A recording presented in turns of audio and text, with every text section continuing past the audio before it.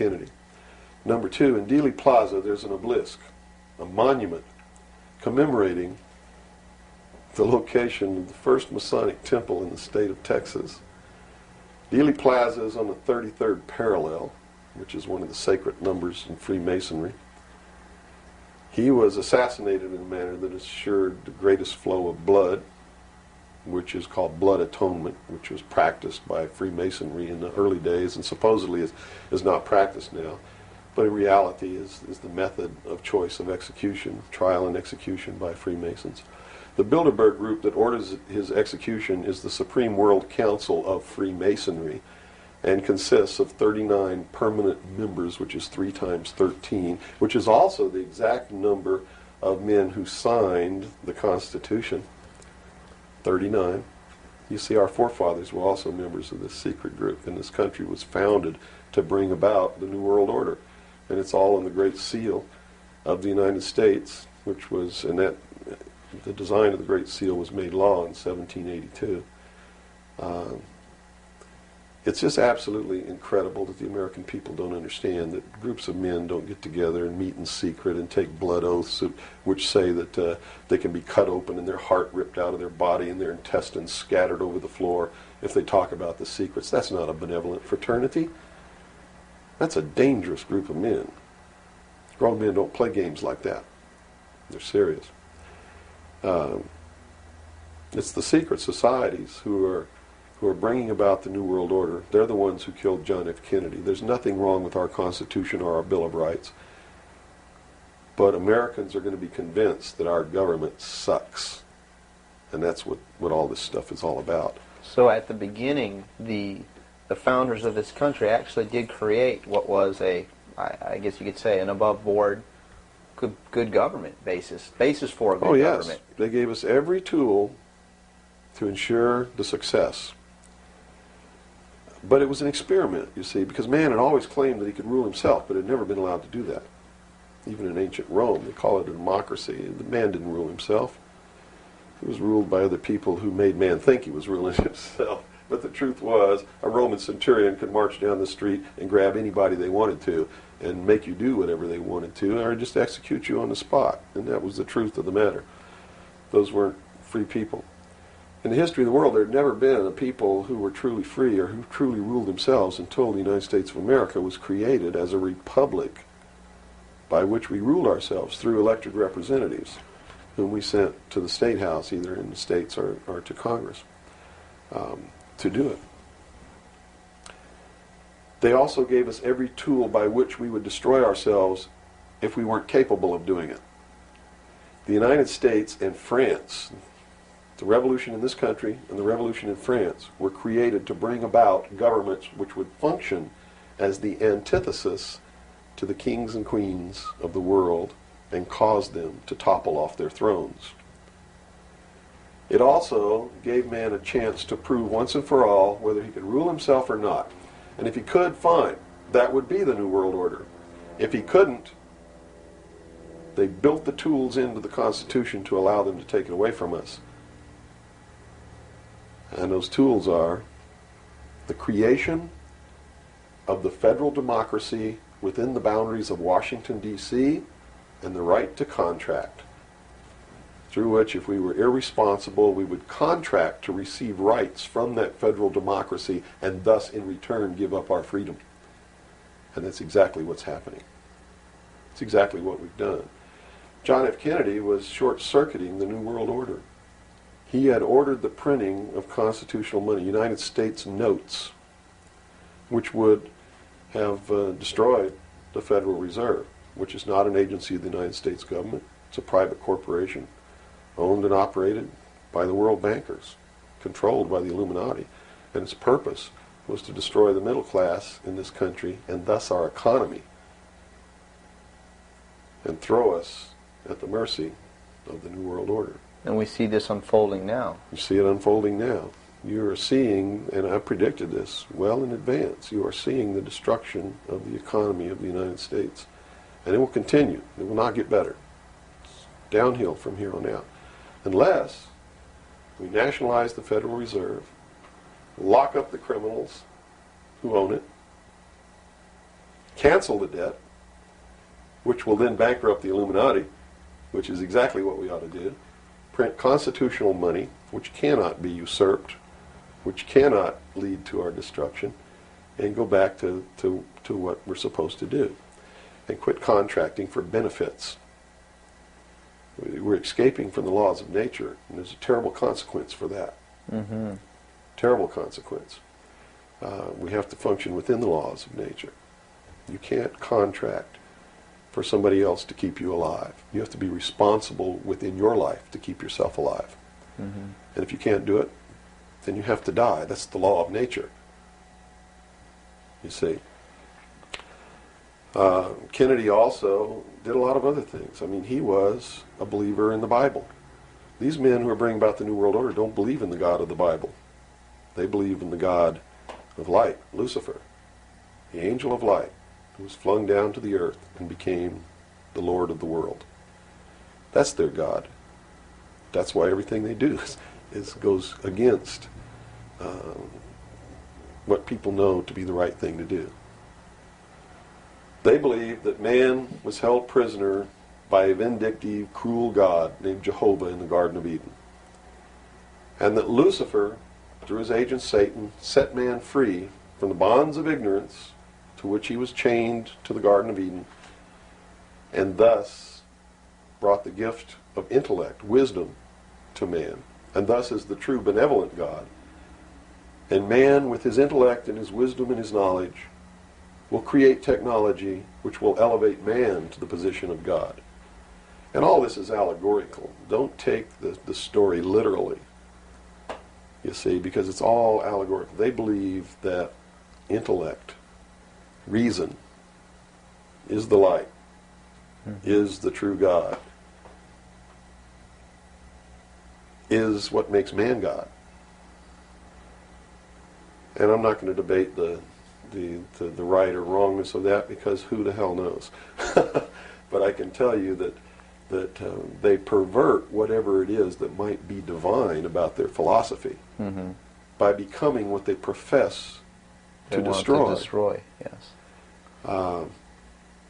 And so, in their zeal to bring about the New World Order, they destroyed the political will of the nation when they assassinated John F. Kennedy, which has furthered their goals, because it made a lot of people feel so helpless that, God, if they can kill the president, who am I?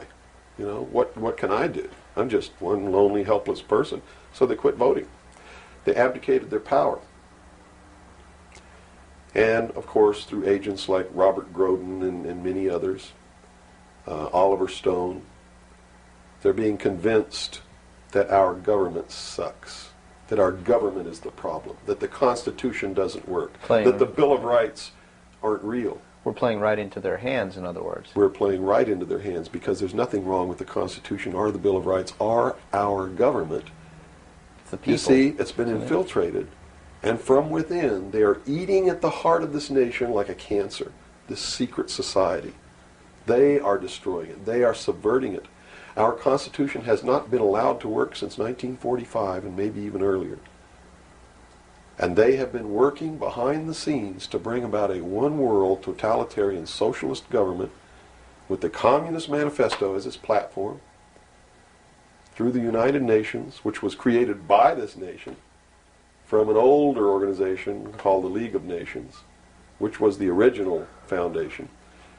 And at the highest levels of our government, the Constitution's already been scrapped, and they are working under the aegis of the UN Participation Act and the United Nations Charter. Which says what? Which says that there are no rights, there are only what you call privileges. And privileges can be granted or taken away at will by the state. Quite frightening scenario. It's a very frightening scenario, and people better wake up to the fact that unless they wake up and do something about it now, there's only going to be one alternative. And that's either take up arms, restore the Constitution, and the blood will run in the streets of America, or reach down and put the shackles around your own feet and march off into slavery peacefully. Guy you wanted to marry or something like that. You're playing right into their hands. You know, they made it so impossible for another Abraham Lincoln to get elected to the office of president that it's a wonder that we even have a chance at all. We need to send people to Congress and to government who are going to clean house. Kick all the members of secret societies out of the bureaucracy. Lock them up. Try them for treason. Because they are traitors. So one thing that may help is term limitations. We must have term limitations, and it must be only one term. And forget all this nonsense that anybody goes to Washington and don't know what's happening. They don't know what's happening simply because they haven't taken the time as citizens to understand how our government works before they ever go to Washington. You see, it should be a process that starts in infancy. It works its way up. And everybody should be taking part in the government. Now, if someone came in to office with this kind of knowledge and with this kind of intent to really push these people out, would they not be eliminated immediately? Not if they have the people behind them, because what the people would do in one fell swoop, in one election, would elect people who've never served in government before, kick the incumbents out, send citizens to Washington. And here's the way it has to be done. You know, right now, you don't even pay your congressman. You know who pays your congressman? The federal democracy of the District of Columbia. The federal government pays your congressman, who's supposed to be representing your state and you. The federal government is a foreign country to your state. Why should he represent you? Not only that, but he moves to Washington, D.C. He maintains a residence here, but he doesn't live here. And as long as you re-elect him, he continues to live in Washington, D.C. forever if you keep re-electing him. So they lose all touch with what's back here. They're paid by a foreign government, the federal government. They're not paid by the sovereign state of Georgia or by you. They have to be paid by you. And they have to live here. They can't move to Washington, D.C. They go to Washington, D.C. for one term. Okay? One term only. When that term's up, they have to come back. And you don't pay them exorbitant funds. You pay them just enough to live on comfortably while they're there. No fancy giant cocktail parties, none of this crap. And you take care of their family. See, they don't take their family either. That's the other clue. They leave their family here where they live. You, the people of Georgia, take care of their family and their business or their farm or whatever it is they have while they're gone. Now do you think they have a vested interest in representing you? They sure would under those conditions. Yeah. But under the conditions they go under now, they have no interest whatsoever in taking care of you. Now let's look at the current... They're taking care of themselves. The current crop of presidential candidates. Is there anybody even running that represents something that we're talking about here? No, all of them are New World people. Tsongas, in his book, everything that he's written touts the New World Order. All of it, right for Tsongas' literature. You're going to see New World Order, New World Order, New World Order, New World Order. Clinton, the governor of Georgia, was selected in 1991 by the Bilderberg. Governor of Arkansas was selected in 1991 by the Bilderberg Group in Baden-Baden, Germany, to be the new president of the United States. Remember what happened to Gary Hart? What did he do? He went out on a boat with a woman who wasn't his wife, and he was destroyed. Look at Clinton. What's happened to him? Nothing. The press is on his side. They're helping the guy. You know why? Because he was chosen by the people who own the press to be the next president of the United States. Now, I don't know if he will be or not. That's up to the American people. But if they get their way, he will be. Bush is one of the most heinous criminals that's ever walked on the face of the earth. Bush is the man who's been a CIA agent since his college days. He's a member of the Skull and Bones, the Russell Trust. He was initiated in a casket with a ribbon tied around his genitalia, which symbolizes that he's a priest in the temple of Isis. A pagan, this guy. This man is a member of the mystery schools. Well, he has the outward appearance of a good Christian, church-going Christian, no? They do whatever they have to be approved by the people, but in secret, they're not at all. This is a man who practices pagan religious rituals, magic. Doesn't matter what you think of all these things. I'm just telling you, this is what he does in secret.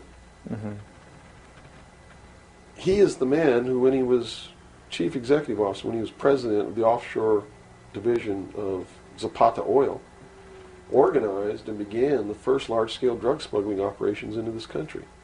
George Bush is the one responsible for the drugs on the streets. And the war against drugs is not a war against drugs, it's a war against the Bill of Rights. And we've already lost the Fourth Amendment in this war. That's true. And we're going to lose everything else. You watch on, it amazes me, people watch on Saturday night, cops, top cops, tough cops, 911.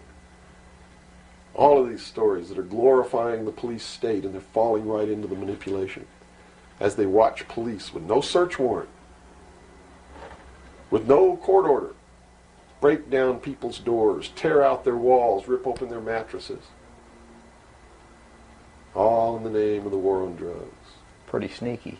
It's pretty sneaky, all right. You see them stop people in the streets, and the guy's got $400 in his pocket. They don't press any charges. They didn't even have any reasonable suspicion to stop the person and search him. And what do? They take their money. And they don't give it back. And America's watching this. And the stupid idiots, yes, you stupid idiots, you sit there and watch it, not realizing that when you take away that man's freedom, you've also taken away your own. You see, because they can do the same thing to you. Just because you talk a way that they don't like you talking, or because you wear red shoes and they don't like red shoes, they can do the same thing to you. And under the new law, without a court order, without a search warrant, they can break down your door, they can rip open your mattresses, your couches, your walls, they can trash your house. All in the name of the war on drugs.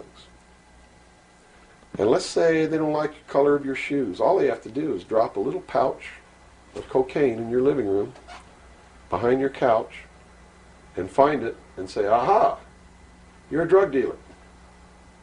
What happens then? Now they can confiscate your house, all your possessions, all your property, all your bank accounts, all your cars, boats, vacation cottages, whatever you have. And they can auction it off within 24 hours without ever even pressing charges against you. Without a court order, without due process, without just compensation. And there's not a damn thing that you can do about it. Not a damn thing. At least right now. At least right now. And the reason you can't do a damn thing about it is because you're the one who brought it about through your stupidity. You're mentally crippled. You're operating from a position of ignorance, apathy, abdication, irresponsibility. And we're losing our country, our freedoms, everything. Now, these are strong accusations of the American public. What do you hope to accomplish by angering the very audience that you want to watch and listen to you? Go prove me wrong. Go make me the idiot. In so doing, you're going to find out what the truth is, and maybe you'll wake your up. And if you do, maybe we can save our country. Because I don't really care at this point whether you get mad at me or not. My country's disappearing. My freedoms are disappearing. My daughter's going to live as a slave in the New World Order if you people don't wake up and help me. So, if I had a 2x4, literally, I would smack you upside the head with it.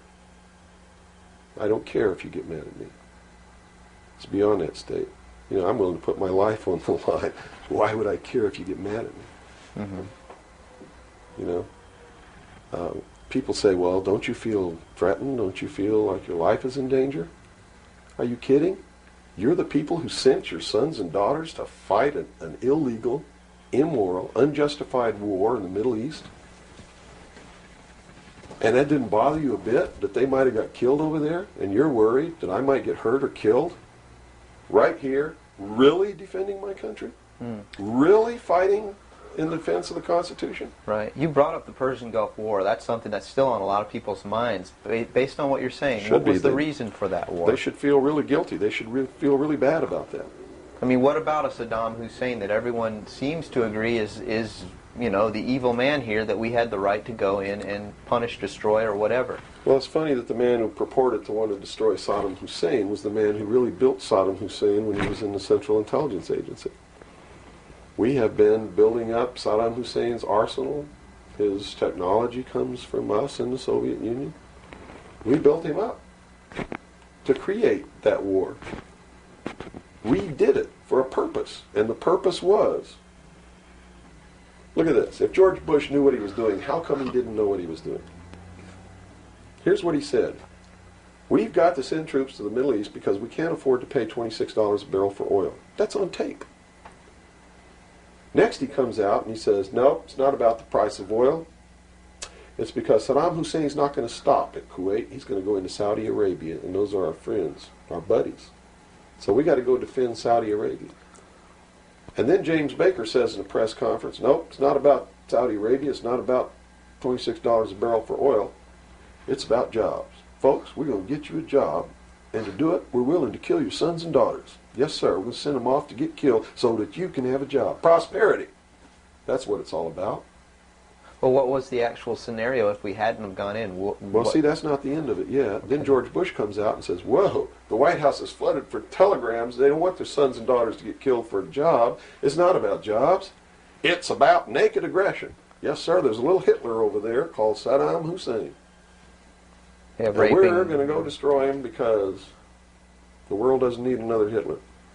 Never mind Pinochet in Chile, who's another Hitler. Never mind all the other Hitlers in the world. Was that Never mind Tiananmen Square. Well, then then people would say, well, the American government's not interested in that because money is not in it's the oil here. We're talking about money. No. So you're saying it's not even that. No. They've been planning this war for years. In fact, Arco Press wrote a book about it.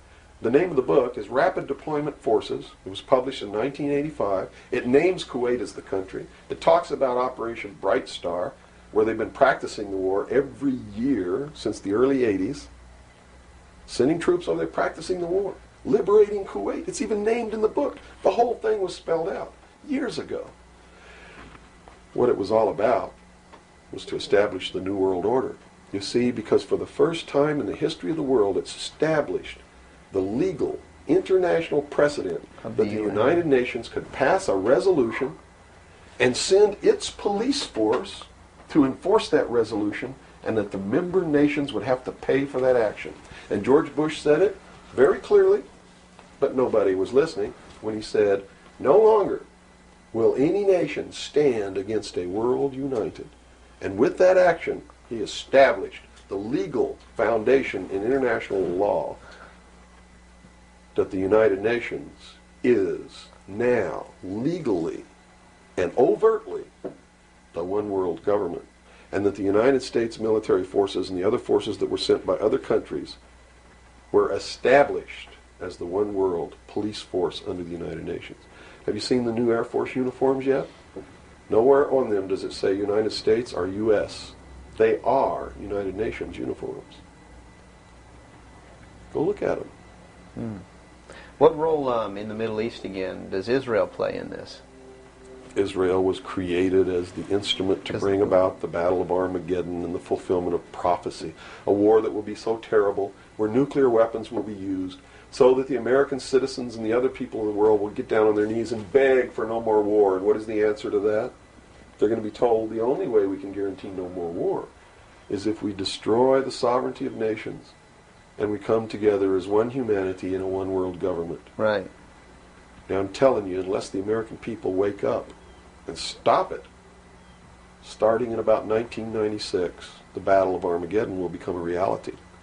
Not because two nations got mad at each other and decided to fight, and that's why Saddam Hussein was not destroyed. He will be the instrument that will bring that to pass. Right. Yeah, they purposely did not go in and do that. Saddam Hussein will be portrayed as the Antichrist. Babylon is in Iraq.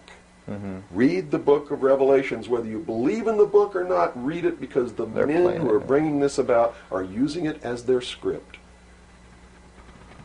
Well, the UN did indeed charter Israel as a sovereign nation. They were the ones who created this state. That is correct. It was really created by Great Britain and the United States, with the United States being the major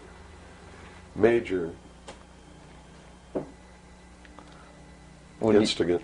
Okay, and the Jewish people were then being manipulated into believing it was for some other reason. That's correct. They've always been manipulated. And I get people who still come to me all the time and say, Bill, you're all wrong. It's the Jews. The Jews are subverting the world. Man, it's not the Jews. It's not the Catholics. It's not the blacks. It's these men who belong to the ancient mystery schools, who meet in secret and decide the fate of the world. And they belong to all different races and all different nationalities and all different religions to the public point of view. But in secret, it's a different story. How about the European community? Here seems, based on your theory, another group of sovereign nations coming together to form one government. The European community, the EEC, was created by the Central Intelligence Agency, working through a lodge in Italy called the P2 Lodge. Propaganda 2 is the name of it, which is the intelligence arm of the Vatican. And Prince Bernard, who is the leader of the secret World Council that controls these secret societies around the world, called the Bilderberg Group. And that's the truth of the matter. And well, during its creation, they just threw out Margaret Thatcher. She was really opposing this. Yes, she was, and that's why she got ousted. Okay. So did the Shah of Iran. So did Marcos. Anyone who opposes it gets ousted. That wasn't an overthrow of Marcos by the people in the Philippines. It was organized, instigated, and carried out by agents of the Central Intelligence Agency and the KGB.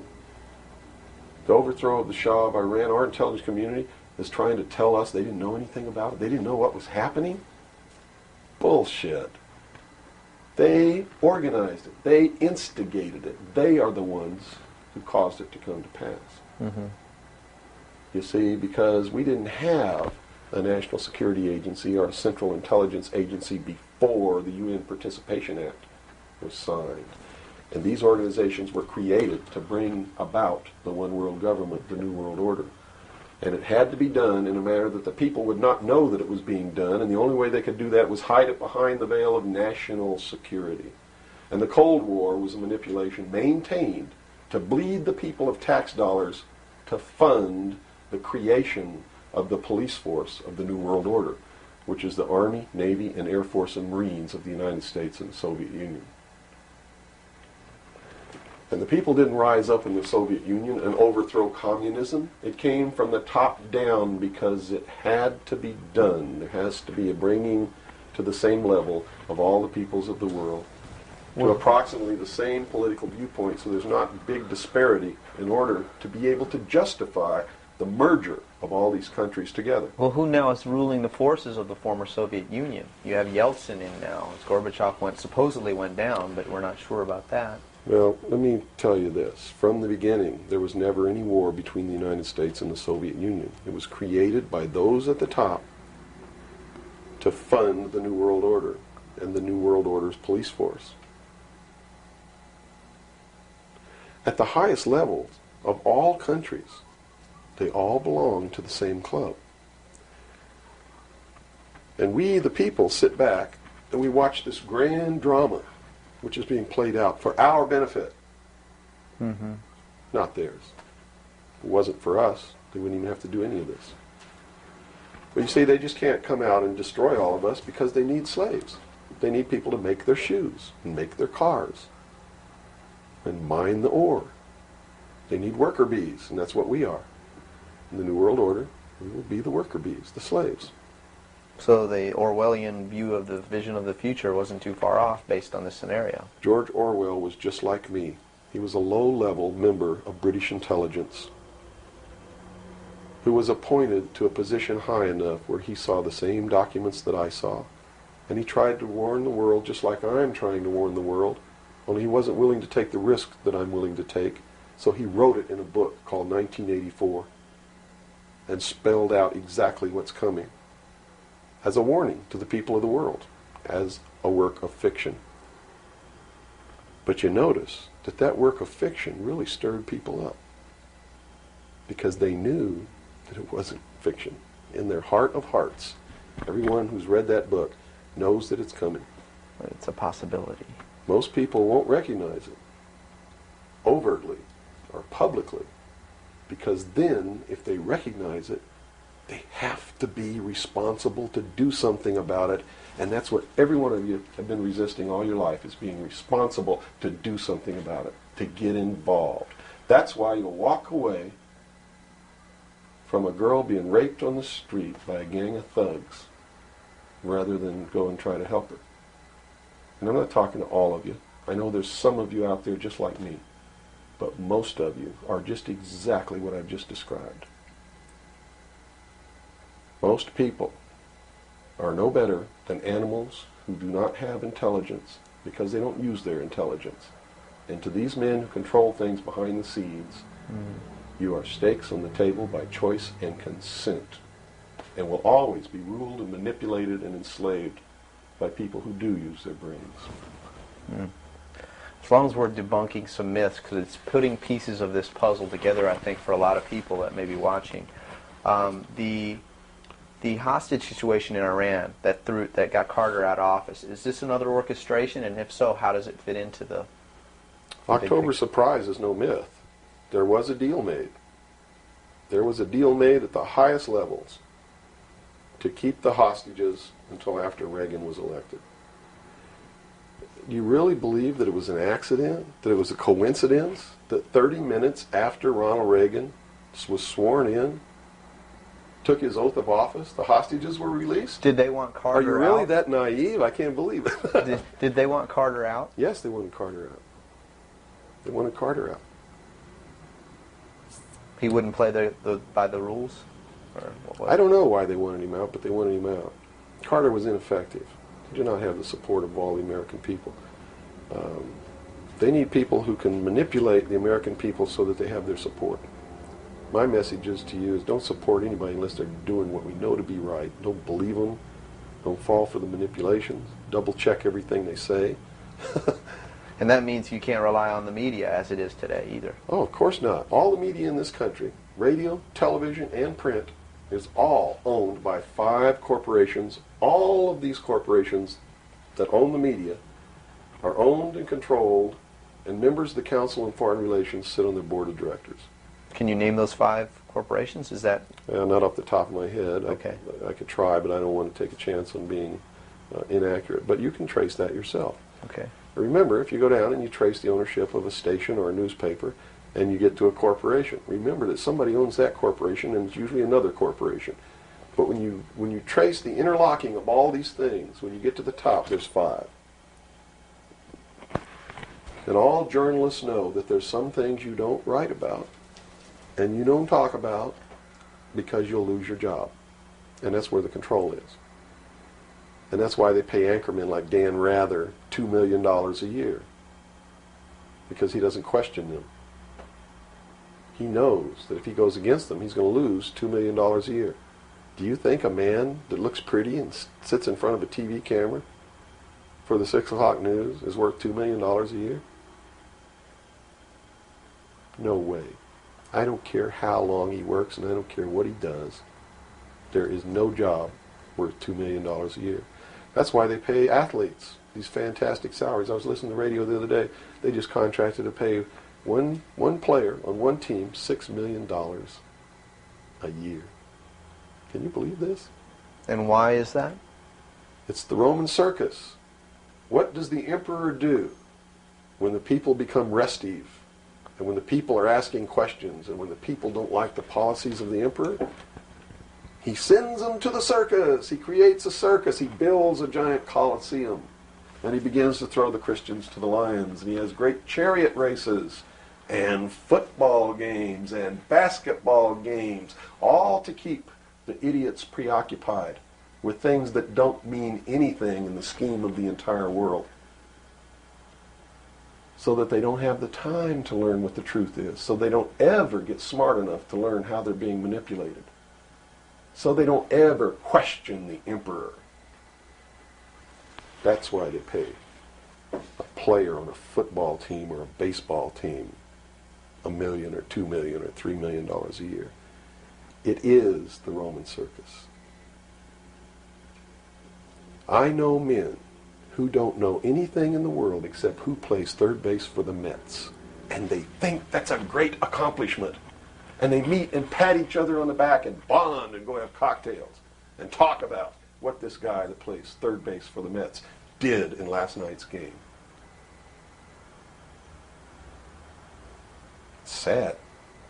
It's really sad.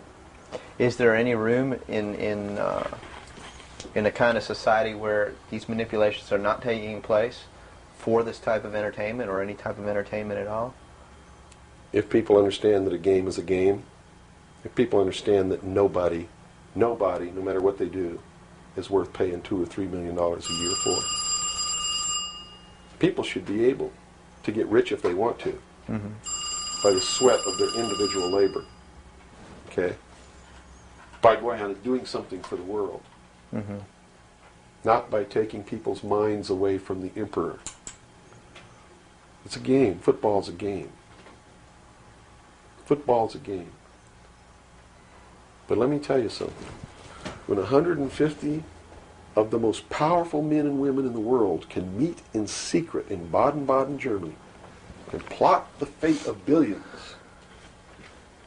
and nobody even cares about it, but 6 football players go to lunch together, and it's in the headlines across the country, you have a reflection of the society in which that exists.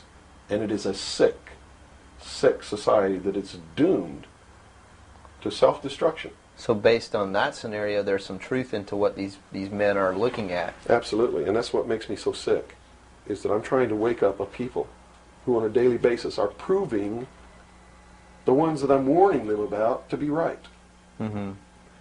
Well, so that even though a minority, there are people out there that you recognize are awake to this, if they don't do something about it, they will lose that ability to be free in that way. That's correct. Whether they might think, well, I don't need to worry about it because I know what I know and I'm fine. That's it doesn't right. work that way. There's a connection here to everything. That is correct.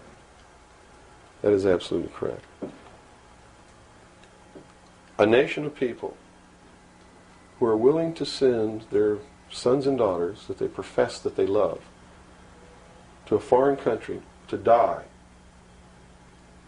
and they use the excuse to themselves that they're sending them off to defend our country, and they know damn well that's a lie, are doomed. It's funny, there's a parable, you said Ben Franklin earlier was even a part of this. Yes. A parable of Ben Franklin, I don't know if you're familiar with it. He paid too much for the whistle. He came up when he was a young boy. Are you familiar with that parable? No, go ahead. Where when he was a young boy, he was given an allowance, and it was a decent amount of allowance, and he was going to the store to get a toy. He was very excited about that, and along the way he met some boys who had this whistle, and he saw that, and he saw the little boys blowing this whistle, and he thought, wow, the greatest whistle, this is the greatest toy. He really wanted this thing.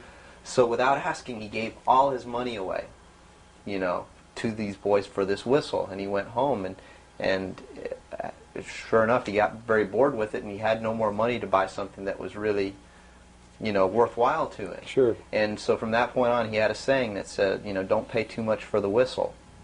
And I think somehow that relates here. He's also the one, when the Constitutional Convention was finished, when they wrote the Constitution and signed it, when it had been signed, he walked out the doors. Someone outside, I forget who it was, I believe it was a reporter for one of the newspapers in the 13 colonies, asked him, he said, "What have you wrought, Ben?" Ben looked at him and he said, "A republic, if you can keep it."